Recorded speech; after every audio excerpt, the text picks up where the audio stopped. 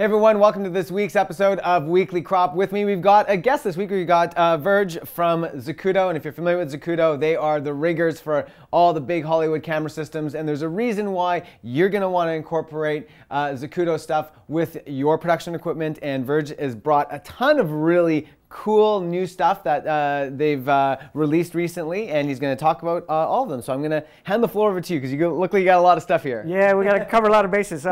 So really, one of the main things we work with is our recoil rigs, which are are balanced and made for ease of use. Because these smaller cameras, you have them this way, and the grip is in the wrong place. And you can see that this one, well, we're starting off on the tripod, so it obviously works very well with a tripod. Yeah. But you can see, if I don't hit you there, is that very quickly I can pop that off, boom, and I'm on my shoulder, and I'm like, and I've got this rig, and really I can kind of let this go, and just it'll sit on my shoulder. I'm not holding it, but I can, then I'm not fighting it. The weight is set on my shoulder. It's nice and balanced. It's got this really comfortable gel pad, so you're not getting fatigued.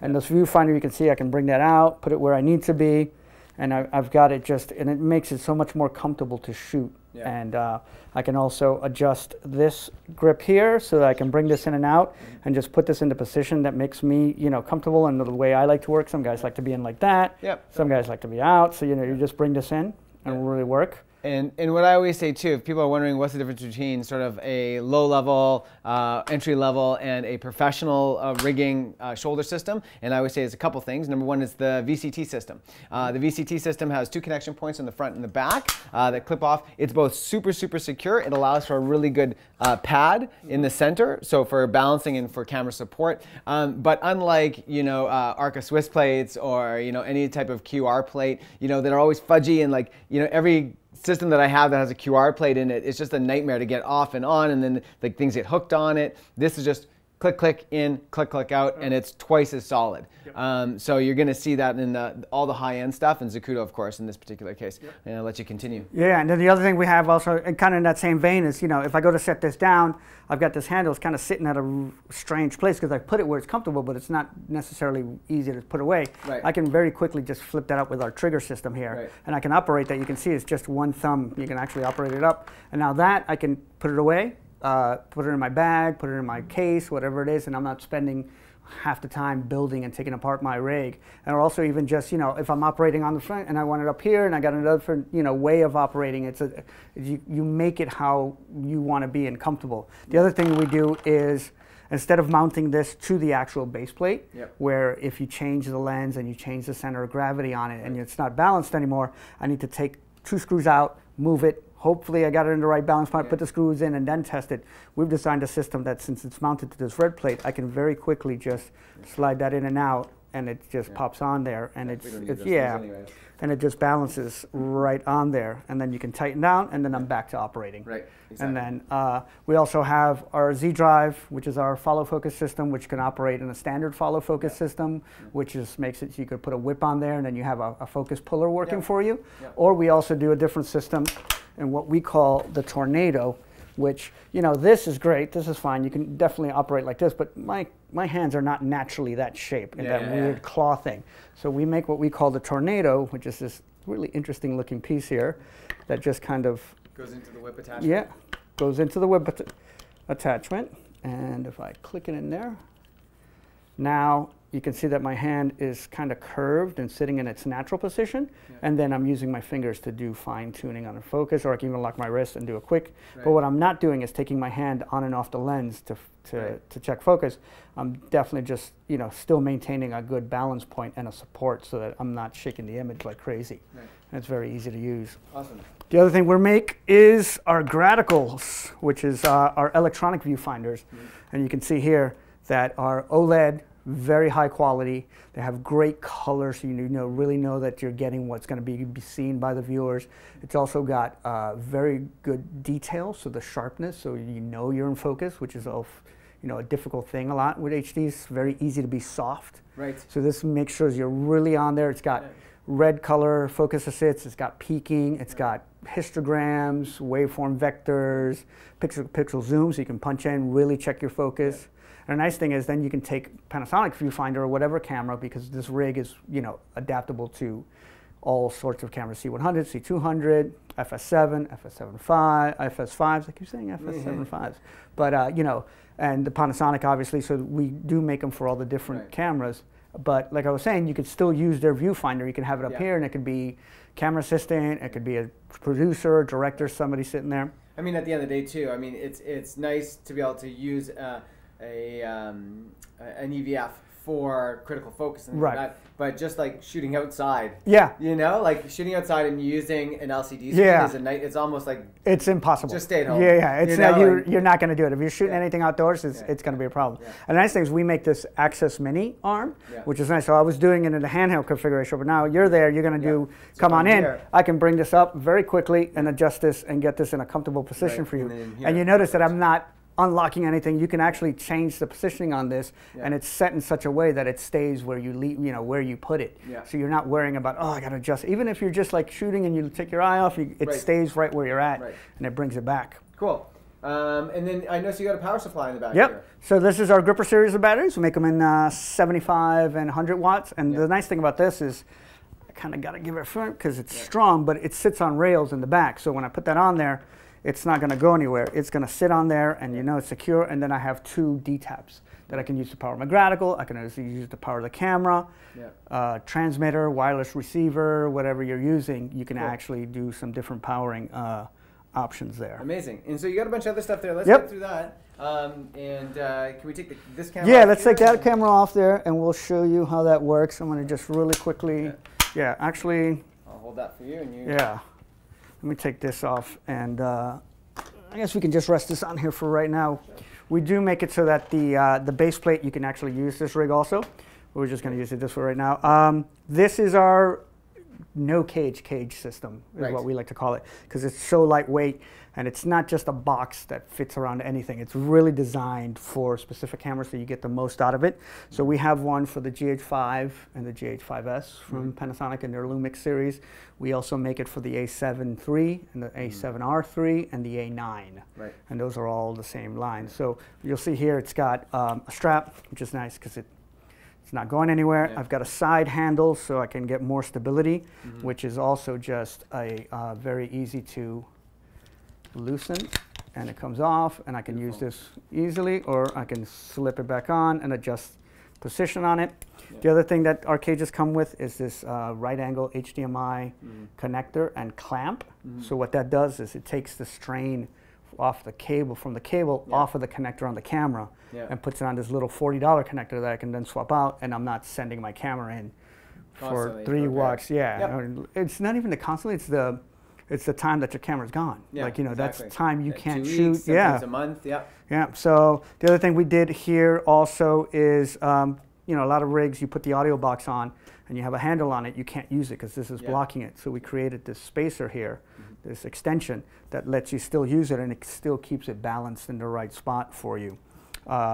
We've also got a rod base for it, so if you want to put gripper batteries on the back or off the front and put a matte box or follow focus all there, and you can see that it's, you know, lightweight. And I know one thing you like is the handles, the wood, the tactile feel of it, and especially after it wears in a bit. I really enjoy that. But you know, I was saying earlier too that it's not just about, you know, oh, it's so fancy. It's like, you know, when you walk on set, even if it's like a small commercial client, that it's your attitude, right? And so they want to see that they're hiring somebody that's working with professional stuff, and that's not sitting there and dealing with broken or like, you know, fidgety equipment, all this sort of stuff, that it's like built well, it operates quickly. But then it's also your own mindset too, about like when I'm on set and I'm using really well built equipment, that I feel better about myself. I feel like I'm doing a better job and I deserve to be there. And that attitude carries for with all the decisions that you make. You worry about one less thing, you're less frazzled, you're more focused on your craft, and like that can't be discounted. Like I think it's a really important part of not only that, our but business. when you're working with stuff and it feels good, and you know you're not worried about it, it inspires confidence. You're not worried like, oh my God, I've connected that, but is it going to hold? When it's built right and you know that it's going to work for you, you don't. You know, it just makes you feel more comfortable. One less thing to worry about. Yeah, absolutely. And then you were saying, you know, if somebody who comes on set with like a little broken thing, and our stuff, if it does get broken, because it could happen, everything gets broken, all of our physical products, all of our cages and all that, lifetime warranty. Right. So you don't have to worry about that. If something happens to it, send it in to us. We'll repair it or replace it, whatever needs to be done, and get you back up and running. Exactly. That's what we do. And in keeping with that whole line of that whole wood, and we like wood stuff, we're coming out with some different kind of grips also. These are still trigger, got our trigger grip, so it's very easily to flip up or get in a comfortable position. But these are for your film guys who like to shoot two-handed, and it's again same quality, same. So if you're build. using a first AC who's pulling focus and you don't need to, you just need to operate camera. Absolutely. And we also make it in a different style with the one I showed earlier, where you can adjust the length and the other side. And then we still have our arms that we make, but we made a modification, so we have another line that we're selling, which these are NATO rail arms. Right. So, which, we say NATO rail, but that's like the standard, but that's your Z rail, Airy rail, Red rail. All the different manufacturers have their own flavor of it, but if they're all at the industry standard specs, this will adjust on there. Right. And the nice thing is we built, this is what we call our mini rail, and you see here, it's kind of difficult, but you see there's a lip on it, so that keeps it from spinning. Because a lot of those quarter turning arms, they spin and they come off, or the director comes up and moves it, and you're not going to yell at the director. Totally. But it comes loose, and then again, it makes you, is my monitor going to fall? Am I worried about it? With this one, you can just slip it on, and then this locks down, and then you're all set. And then the other thing, at the end of the day, this lives on your monitor, so you pull it off, put your monitor away, and you're done. And you get to go home sooner, ACs. Yeah, exactly. Get to go home sooner. Yeah, you don't have to worry about that. And again, same, we'll see this, it's got that whole like quality of like, build, so it's gonna hold any weight you throw on it pretty much. It holds a lot. And then we do make them in slightly different sizes. Very cool. So you have options, and it just makes it easier to work. And that's so nice and smooth too, and even just the turning of this is just, you feel like it's really, really well machined. There's other ones that look similar to this that I've used in the past that definitely do not have this level of quality when it comes to machining. You feel it immediately. I mean, this is all made in the Chicagoland area. It's all built right there, and it's actually assembled like downstairs from my office, which is cool because I get to go down and like see it and like, oh, that's how you put it, and then know how it really works, and we can make modifications and that kind of thing very easily. That's very cool. The other thing we do is we still carry our good old tried and true Z-finders, which a lot of people, this is how they discovered Zacuto. This is what we started with. This is our loupe for magnification, which started with our DSLRs, but now we've adapted them. So this is like the Sony LCD that comes with the camera, with the FS5. We also make it for the Panasonic, so it just kind of fits over their existing LCD, and then again, blocks out the sun like we were talking about. Like, if you're working outdoors, you can't see anything, this helps you see, helps you check critical focus, and just protects it. And I'll just say about this one too, because when I hold on to this guy here, it's immediately apparent that it's not built cheaply. Like, it's really robust.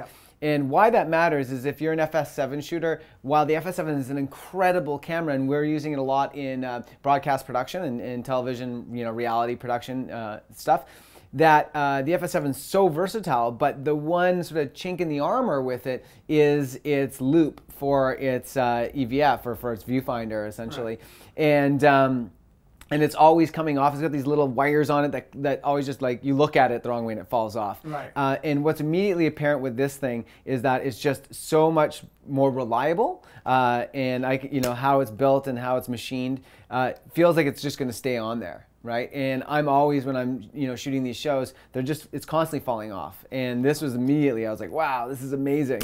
So definitely, if you're an FS7 owner, this is almost, I would think, mandatory purchase as far as I'm concerned. Yeah, you can go either with a Graticle and use this for other stuff, or just get this, and this will like definitely help you capture the images that you need to capture and make sure that what you're getting is what you expect. Because a lot of times, you're working with that thing in the back and you're looking and it's kind of off. The other thing is we do make, same with our Graticles, people's eyesights are different, so with either frames that you put in between or actual glass diopters, we can change the focus so that if you have different cameramen, that one day the guy wears glasses, another guy doesn't, and they're going back and forth, it's very easy to get equipment that works for each person that's using it. Very cool. And you got one other Graticle there? Yeah, we have the other Graticle. The Graticle, this is our original Graticle. It's a Graticle HD.